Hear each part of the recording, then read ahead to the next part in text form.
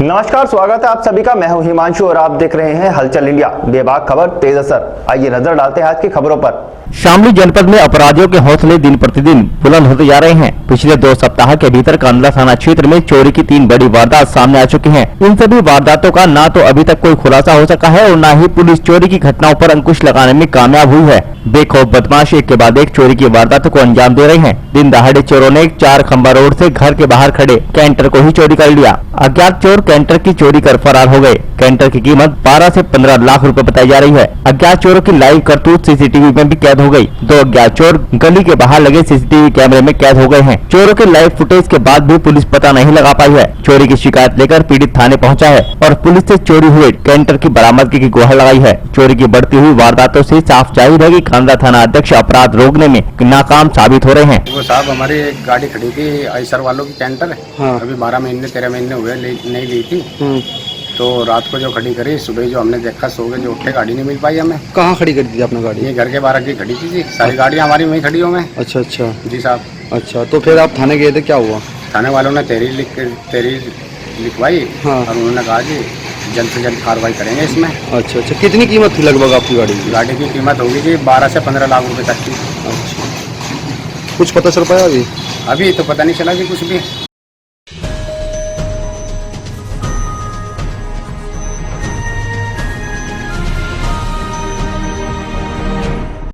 मध्य प्रदेश के गुना में चने की फसल का भुगतान नहीं हुआ है, जिसके कारण किसान काफी परेशान हैं। गुना के एक चाचोड़ा बीनागंज क्षेत्र में पंजीयन कर खरीदी गई सरकार द्वारा चने आदि की फसल का आज तक भुगतान न होने पर किसान काफी परेशान हैं। उनका कहना है कि पिछले फसल का पैसा अभी तक सरकार ने नहीं दिया है, जिस कारण बरसात की फसल सोयाबीन आदि को बोने में काफी दिक्कत आ रही है। किसानों के खेत दूर दूर तक बिना बोने के नजर आ रहे हैं। किसानों को यह भी कहना है कि अपने को किसान पुत्र व मामा कहलाने वाले मध्य प्रदेश के मुख्यमंत्री शिवराज सिंह चौहान कैसे किसान पुत्र हैं, जो किसानों की पीड़ा नहीं समझ रहे। उन्हें प्रदेशवासियों का ख्याल रखते हुए शीघ्र भुगतान कराना चाहिए, ताकि बरसात की फसल बोने में बीज खाद की व्यवस्था हो सके। ग्राम बरसत चने की मैंने आज से 25 दिन पहले चने तुलवाए थे 90 क्विंटल। उनका पेमेंट अभी तक नहीं आया है। मैं बार बार बैंकों में चक्कर लगा रहा हूँ कि आज आए कल आए, लेकिन अभी तक कोई वो नहीं है यहाँ से। और अब ये सोयाबीन की बोनी स्टार्ट हो गई है, तो खाद बीज की बहुत समस्या है हमारे पास में। रुपए मुपे है नहीं है, क्योंकि पूरा परिवार ये किसानी पर आत्मनिर्भर है। इसके बाद में कुछ भी जो भी हो, हमारा खर्च पानी सब कुछ, हम पूरी तरीके से परेशान हैं। क्योंकि जितनी हमारी फसल थी वो सब कुछ हम सोसाइटी में तुलवा चुके हैं पंजीयन में। इसके बावजूद कोई रुपए नहीं। और वो हमारे मामा जो भांजे बताते हैं सभी को कि मैं सबका भांजा हूँ, तो मामा को भी कोई ख्याल नहीं है। और वो बोलते हैं कि पूरा एक तो चना तुलाने में बहुत समस्या उत्पन्न हुई है, और चना तुलवा दिया है, उसके बाद में अब पेमेंट नहीं आ रहा है। तो ये कैसा मामा है हमारा? तो ये सरकार से विशेष आग्रह है और मामा से कि विशेष तौर से चने के रुपए जल्द से जल्द डलवाएं कैसे न कैसे, नहीं तो सभी किसान भाई आंदोलन करने के लिए मजबूर हो जाएंगे। तो विशेष हाथ जोड़ के आग्रह है कि ये मेरी न्यूज़ मामा तक पहुंचाए। और हम सब भाइयों के किसान, विशेषकर बरसत के सभी किसान बहुत ज़्यादा परेशान हैं। उनके रुपए डलवाने का कैसे डलवाने का प्रयास करें। पिपले कलला का किसान हूँ और चने की फसल शासकीय दुकान पर तुलाने के बाद भी पेमेंट अभी तक नहीं आया। सैकड़ों किसान 15 दिन से लगातार बैंक को चक्कर लगा के परेशान है, और बैंक वाले कहते हैं कि अभी तक शासन ने पैसे नहीं दिए। तो ये जनहित की समस्या है, इसका शीघ्र निराकरण चाहते हैं। ये समस्या पेमेंट नहीं आ रहा, किसान परेशान है। अभी मिला नहीं किसी को भी, 15 दिन हो चुके। किसान के बैंकों के खातों में पैसे नहीं आए, और आवश्यकता सब किसानों को इस समय बोनी का सीजन है। बोनी में खाद बीज के लिए पैसों की जरूरत है, लेकिन नहीं मिलने से भारी समस्या है, आक्रोश है किसानों।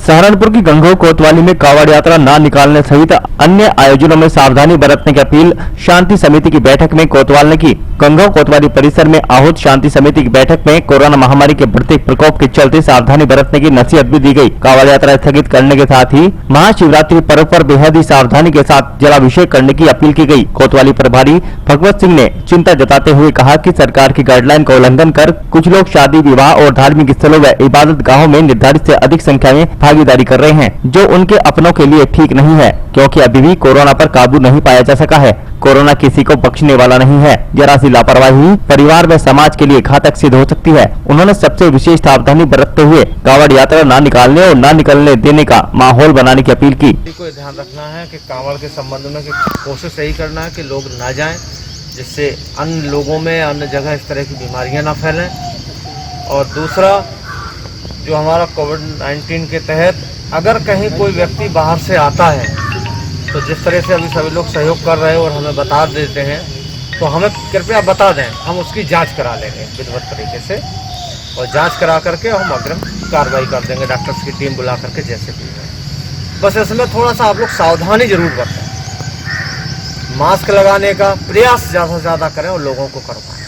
अब बचाव जो भी है हमारा आपका वही एक बचाव है, बाकी इसके अलावा कुछ नहीं। तो हमारा यही अनुरोध है सभी से कि सभी लोग इसके लिए बचाव करें, और कांवड़ के संबंध में जहाँ तक हो सके आप इस चीज़ को सभी को बताएं कि कांवड़ में कहीं किसी को कांवड़ लेने नहीं जाना है, कहीं किसी को इस तरह से भीड़ में या कहीं जगह नहीं जाना है जिससे दिक्कत पैदा हो सभी को। ये दौर है, जब वो दौर नहीं रहा तो ये दौर भी नहीं रहेगा।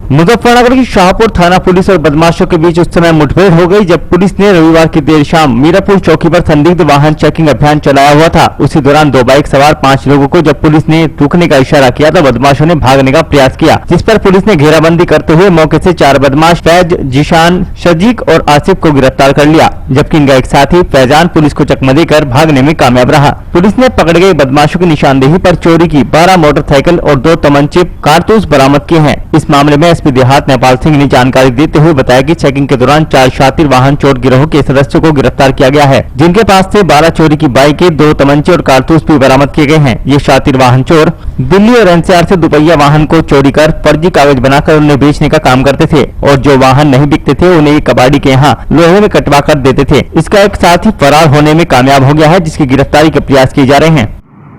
आप लोग साथ अवगत है कि जनपद संपूर्ण जनपद मुजफ्फरनगर में एसएसपी सर के नेतृत्व में निर्देशन में एक चेकिंग अभियान चल रहा है। इस चेकिंग में संदिग्ध वाहन और वाहन व्यक्तियों की चेकिंग की जा रही है।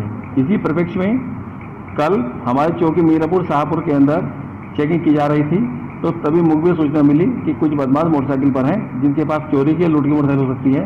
तो इस बात पर हमारी पुलिस एसएसएफ और चौकी इंचार्ज मीरापुर अजयपाल सिंह बहुत अलर्ट हुए। अब 4 साल में चेकिंग तेज से कर दिया। बदमाश से भागते बदमाशों को मौके से गिरफ्तार किया गया, मुठभेड़ हुई, 4 बदमाश मौके से बरामद हुए, गिरफ्तार हुए। उनके पास से 2 मोटरसाइकिल जिस पर थे वो बरामद हुई और उनसे गहनता से पूछताछ की गई है। तो उन्होंने 12 कुल मिलाकर 12 मोटरसाइकिल अपने बरामद कराई। कहाँ से चुराते थे, कहाँ बेचते थे? हाँ, बिल्कुल ये गैंग है।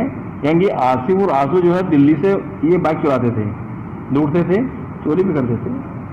और जो फैज अराजिक है डीलिंग का काम करते थे और बिकवाते थे बाइक को, और जो बिक नहीं पाती थी उसे जीशान अपने कबाड़ी की दुकान पर कटवा देता था। कब से गिरोह चल रहा है? ये पुराना गैंग काम कर रहा है इसमें, और ये इसमें और भी जानकारी की जा रही है, और भी क्या उस पर हम काम कर रहे हैं। बहुत जल्दी इसमें और भी कार्रवाई करेंगे। ये यहाँ पर है, मुजफ्फरनगर में है, ये मेरा चौक के पास है। सर कोई हथियार बरामद हुए? 315 बोर, 2 तमंचे, 315 बोर और जिंदा और कारतूस बरामद है। इसमें टोटल 5 हैं, 4 गिरफ्तार है, 1 आंसू भागा हुआ है। जानकारी की जा रही है अपराध के बारे में। सर क्या कबाड़ी के खिलाफ किस तरह कोई कार्रवाई की गई है? उसमें भी जांच अभी कार्रवाई ऐसा बता दिया गया है, उसका अपराध बनता कार्रवाई की जाएगी।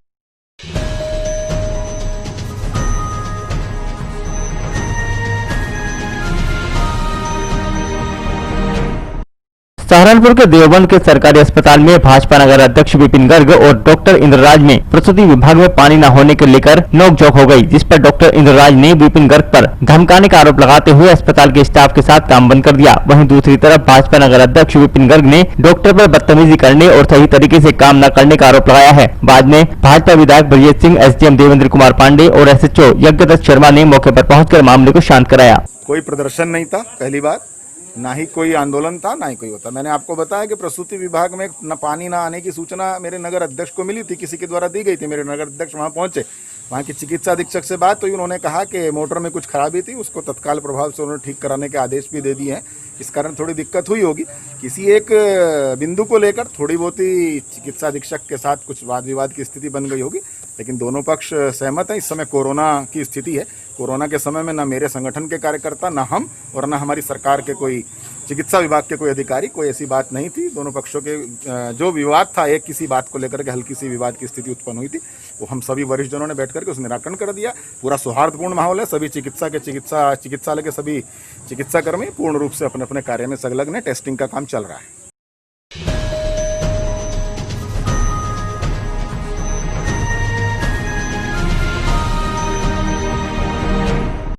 Anti corona group Jamiat youth club जिला मुजफ्फरनगर के द्वारा चलाए जा रहे सैनिटाइजेशन अभियान के अंतर्गत anti corona group Jamiat youth club Soram के नौजवान द्वारा गांव के विभिन्न स्थानों पर, जिसमें मुख्य रूप से ऐतिहासिक चौबाल शोरम, मस्जिदों व मंदिरों को सैनिटाइज किया गया। इस अवसर पर जमीयत उलेमा पश्चिम उत्तर प्रदेश के सेक्रेटरी कारी जाकिर हुसैन ने कहा कि जमीयत यूथ क्लब के नौजवान जनपद के विभिन्न गाँव में पहुँच सैनिटाइज कर रहे हैं। इन नौजवानों के द्वारा पूरे जनपद में 200 गाँवों को सैनिटाइज करने का लक्ष्य रखा गया है, जिसके अंतर्गत अब तक 45 गाँव को सैनिटाइज किया जा चुका है और 15 अगस्त तक यह लक्ष्य पूरा कर लिया जाएगा। इस अवसर पर मुख्य रूप से कारी मोहम्मद सादिक, मुफ्ती मोहम्मद मेहताब, मौलाना मोहम्मद आकिल, मौलाना साबिर, पूर्व प्रधान मोहम्मद तनवीर, हाफिज Haroon, doctor Pradeep, Jamiat youth club के नौजवान मोहम्मद आलम, आसिफ, समीर, साहिब, गुलबहार, फरहान, जावेद, मोहम्मद जाकिर, मोहम्मद शाहरुख आदि मौजूद रहे।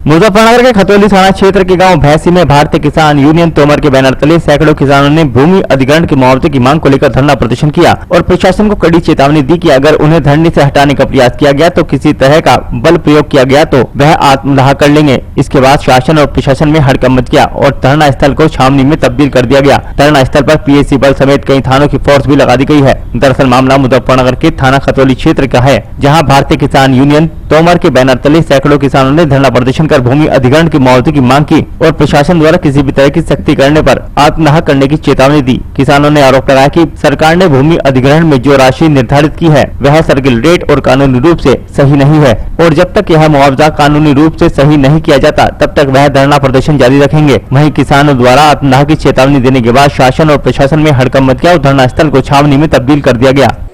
देखिए, कई सालों से किसानों की जो जमीन रेलवे में गई थी उसका उचित मूल्य नहीं दे पा रहे हैं। पहले 340 था और काफ़ी समय से भारतीय किसान यूनियन तोमर इस लड़ाई को लड़ रही है, तो अब आगे 550 रुपये कर दिया गया, जबकि कानून के हिसाब से और किसान के हिसाब से 2200 रुपये होना चाहिए था।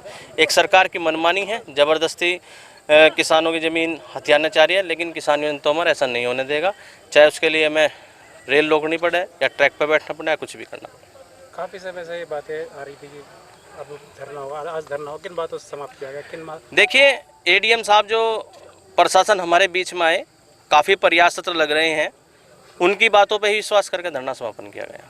अब क्या फैसला? अब फैसला ये है कि अगर 4 दिन कहा है उन्होंने, भाई 4 दिन बाद वार्ता कराई जाएगी। अगर उसके बाद भी किसानों समस्या समाधान नहीं होता तो अब की बार रेलवे लाइन पर ही धरना प्रदर्शन चलेगा और चाहे सरकार कितनी भी ताकत लगा, लेकिन किसानों को उनका हक किसान यूनियन तोमर दिला के वार्ता किस के बीच होगी? वार्ता में एडीएम साहब थे, एसडीएम साहब थे। जो वार्ता होगी आने वाले टाइम? अच्छा, जो वो एडीएम साहब हैं और जो रेलवे विभाग के कुछ अधिकारी हैं वे मेरठ से बुलाए जाएंगे, उनसे वार्ता होगी। ये जो डीएफसीसी के जो मुकदमे आर्बिट्रेशन में न्यायालय में चल रहे हैं, उसमें कुछ न्यायालयों में सुनवाई होकर आदेश हुए थे और उस पर रेट बढ़ाया भी गया था, किंतु किसानों का डिमांड ये है कि इसमें कुछ प्रावधान छोड़ दिए गए हैं। हमने उन प्रावधानों को, इनकी जो शिकायतें उनको नोट किया हुआ है। चूँकि प्रकरण न्यायालय का है, जिलाधिकारी महोदय को इसका निस्तारण करना है, न्यायालय का है, फिर भी हमने इनकी डिमांड को देखते हुए, किसानों की मांग को देखते हुए रेलवे को ये इनके जो क्वेश्चन आंसर हैं वो हमने भेजे हुए हैं कि ये अपना उस पर जवाब किसानों को दें कि इसमें किस प्रकार से इनको और क्या लाभ मिलने गुंजाइश है अथवा नहीं है। तो उन्होंने भी अपना जवाब बना रहे हैं। 2 दिन में हम इनकी मीटिंग कराएंगे, इनके जो भी संशय है वो दूर करेंगे, जो भी इनके क्लैरिफिकेशंस हैं, जो भी इनको लाभ अनुमन्य होना चाहिए आर्बिट्रेशन में, वो जिलाधिकारी महोदय में निहित है, उसका निस्तारण वहीं से होना है। और रेलवे और किसान दोनों पक्ष हैं, किसान वादी है, रेलवे प्रतिवादी है। किसान अपनी बात रेलवे उसमें न्यायालय में कहेगा और रेलवे को अपना ऑब्जेक्शन करने का अधिकार है, निर्णय जिलाधिकारी को लेना है। फिर भी चूँकि किसानों का डिमांड था कि हमारे बिंदुओं को रेलवे के समझ रखा जाए, उसके लिए हमें मीटिंग आयोजित कराएंगे। लगभग कितने बिंदु? अब 5 बिंदुओं पे है, उसमें सुखाधिकार भी है, उसमें सर्किल रेट का मामला भी है, उसमें ब्याज का मामला भी है। हमने 7 गाँव के आदेश जिलाधिकारी महोदय ने जो पिछले 3 साल से मुकदमे लंबित थे उस पर आदेश कर दिए हैं और लगातार सुनवाई चल रही ताकि किसानों का जो भी मुकदमे चल सब खत्म हो जाए। बट इनका डिमांड है कि उसमें कुछ प्रावधान छोड़ दिए गए, तो वो हम रेलवे से बात करेंगे, जैसा रेलवे बताएगा उसके हर कार्रवाई होगी।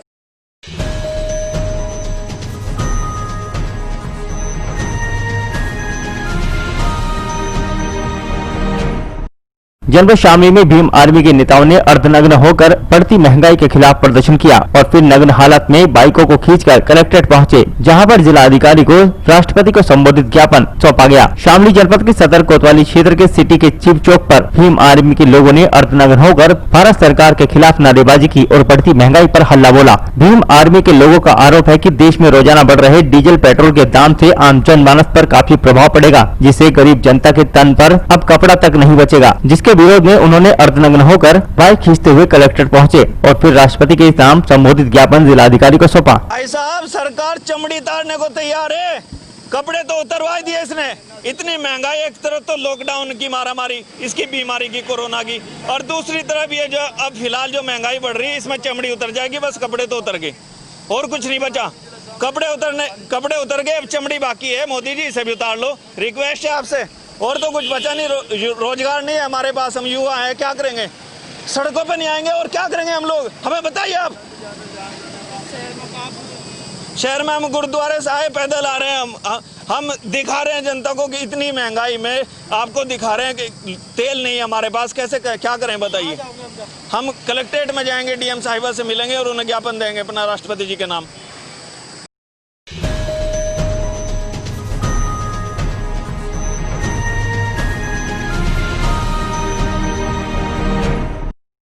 आज के बुलेटिन में इतना ही। कल फिर होंगे हाजिर कुछ नई और ताजा खबरों के साथ। देखते रहिए हलचल इंडिया, बेबाक खबर तेज असर।